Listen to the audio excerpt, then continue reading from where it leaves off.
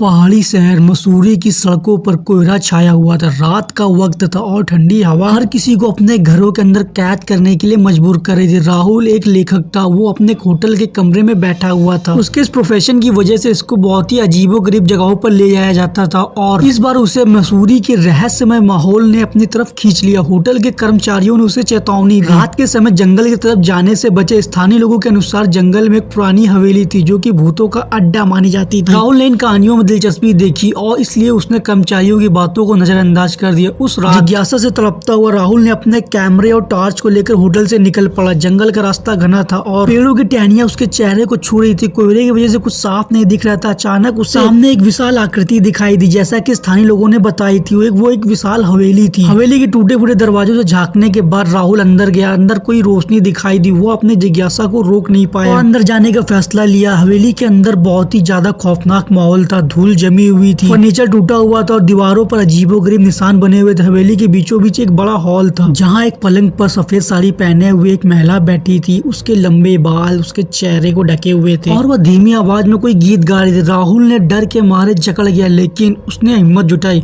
और महिला को आवाज दी। महिला ने धीरे धीरे अपना सिर उठाया। उसका चेहरा बेहद पीला था और आंखों में एक अजीब सी चमक थी। राहुल घबराकर पीछे हटने लगा, लेकिन उसके पैर किसी चीज में अटक गए। वह गिर गया। उसने देखा कि उसके पैर एक कंकाल में फंसे हुए हैं। उसी समय हवेली के अंदर हवा तेज चलने लगी और चीखने चिल्लाने की आवाजें गूंजने लगी। राहुल ने चीखते हुए भागने की कोशिश की, लेकिन वो कंकाल के चंगुरों से छूट नहीं पाया। अचानक टॉर्च की रोशनी भी बुझ गई। राहुल अंधेरे में खो जा गया। अगली सुबह होटल के कर्मचारियों ने राहुल को बेहोश हालत में जंगल में पाया। उसका कैमरा टूटा हुआ था और उस रात की कोई तस्वीर भी नहीं थी। राहुल इस घटना से इतना डर गया कि उसने तुरंत मसूरी छोड़कर चला गया। हवेली का रहस्य आज भी अनसुलझा है। स्थानीय लोगों का कहना है कभी कभी रात में जंगल से रोने चीखने की आवाजें सुनाई देती है। ये आवाजें राहुल को बहुत ही ज्यादा भयभीत कराती है और उस जगह की याद दिलाती है जो कि काफी खतरनाक हो सकती थी। इस स्टोरी का पहला पार्ट, इसका दूसरा पार्ट भी इस चैनल पे आने वाला है। चैनल को सब्सक्राइब कर लाइक कर इस वीडियो को। Thanks for watching this video.